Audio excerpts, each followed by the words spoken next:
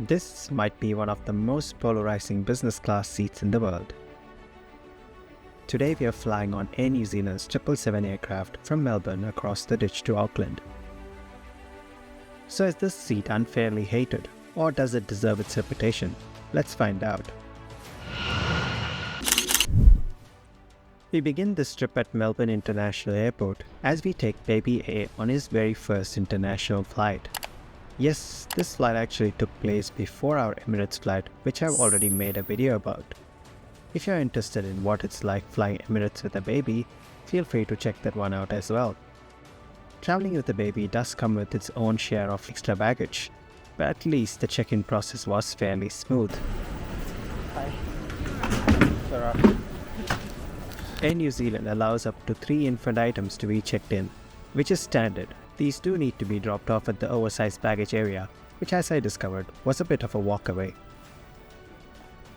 With that done, we headed through departures and made our way airside in search of a lounge for the day. Air New Zealand is part of the Star Alliance, which meant we had the option of either using the Singapore Airlines lounge or the Air New Zealand lounge. Traveling with a baby, however, doesn't really lend itself to lounge hopping, so we chose to settle into the Air New Zealand option and stay put. To be fair, this is an excellent lounge, and in my opinion, a better space than the Singapore Airlines offering at this airport. It is noticeably more spacious and offers views of the tarmac. Perhaps it was the time of the day, but the food selection was okay, but not amazing. We had just enough time to give baby A quick feed before the boarding call was made. And of course, it had to be one of the furthest gates away from the lounge. So we made the long walk over to gate 18, where we got our first glimpse of our aircraft for the day.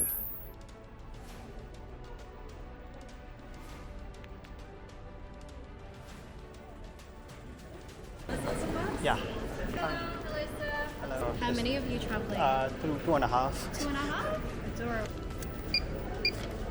Air New Zealand operates up to 5 daily flights between Melbourne and Auckland, but only 2 of those, the afternoon departures, are operated by wide-body aircraft. This 4:50 p.m. departure is operated by one of Air New Zealand's 777-300 ERs. The airline has 10 of these aircraft in its fleet, including 3 that are dry leased from Cathay Pacific, and still feature Cathay's cabin inside them. Our aircraft, however, is one of Air New Zealand's original 777s, which features 44 business class seats arranged in a controversial 1-to-1 layout.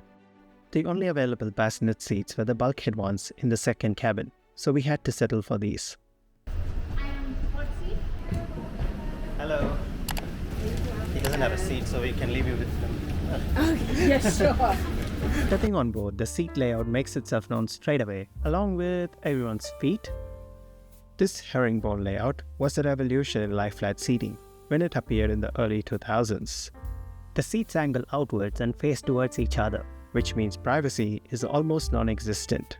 And that, more than anything else, is why this product attracts so much criticism. Air New Zealand is in the process of rolling out an all-new business class on their 787 fleet, but that product, unfortunately, won't be making its way to the 777s. So realistically, until these aircraft are retired, sometime in the early 2030s, this seat is going to remain in service. That said, and this may be controversial, I still don't think this is the worst business class seat out there. After all, it's still a lie-flat offering with direct aisle access. In terms of amenities, things were fairly minimal. A pillow and headphones were waiting at the seat. Before departure, a refreshing hot towel and a glass of champagne were offered. And as always, Air New Zealand's uniquely creative safety video played as we pushed back from the gate. Taxiing out to runway 16, we lined up and departed right on time from Melbourne.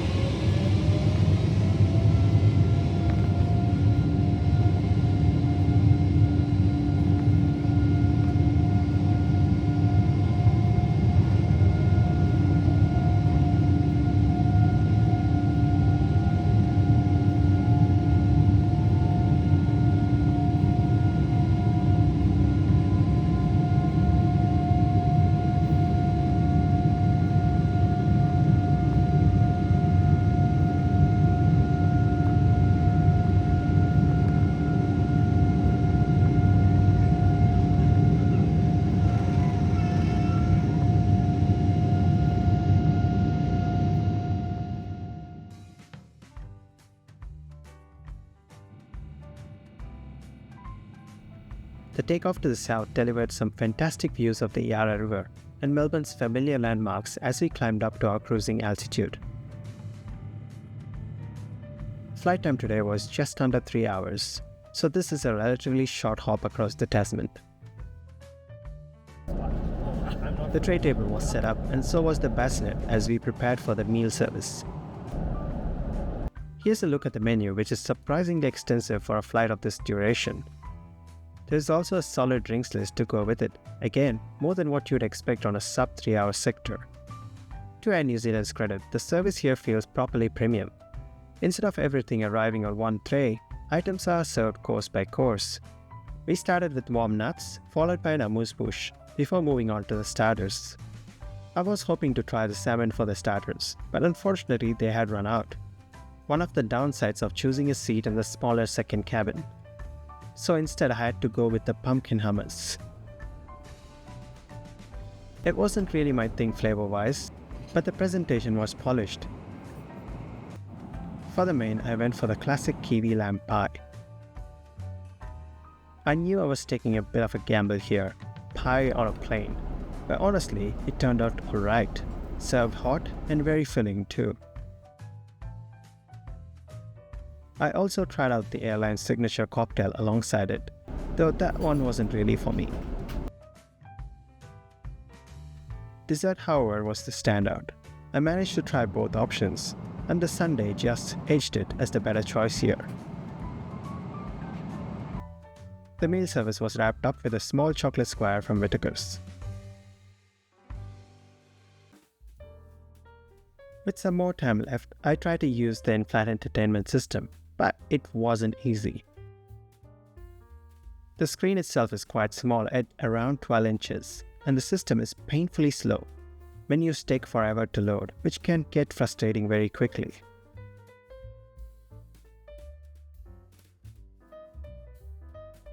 That said, the touch response itself is surprisingly decent once the things finally load, so it's not completely unusable.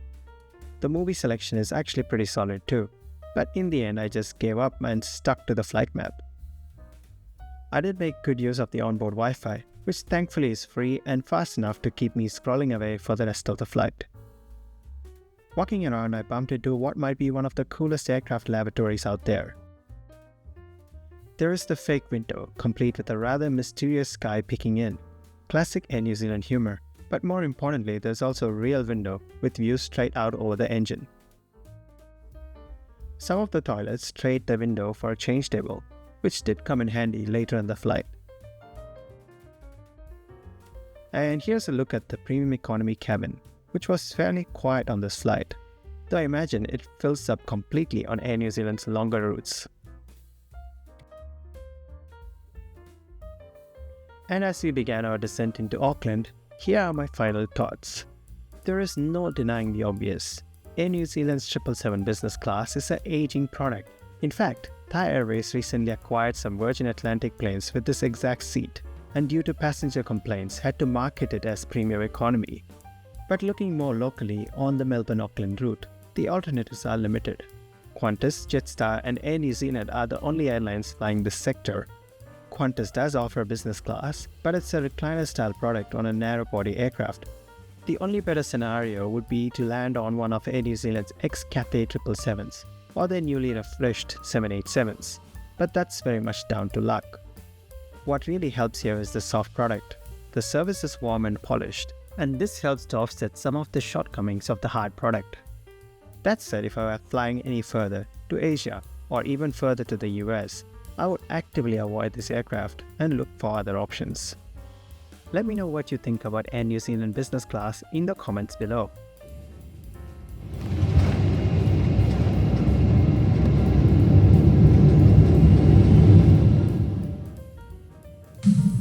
Welcome to Auckland. So from all of the team, we do hope you enjoyed flying with Air New Zealand on the Star Alliance network. We would like to thank you all, including our Airpoint members, and look forward to welcoming you on board once again very soon. Take care, march on, and enjoy your evening.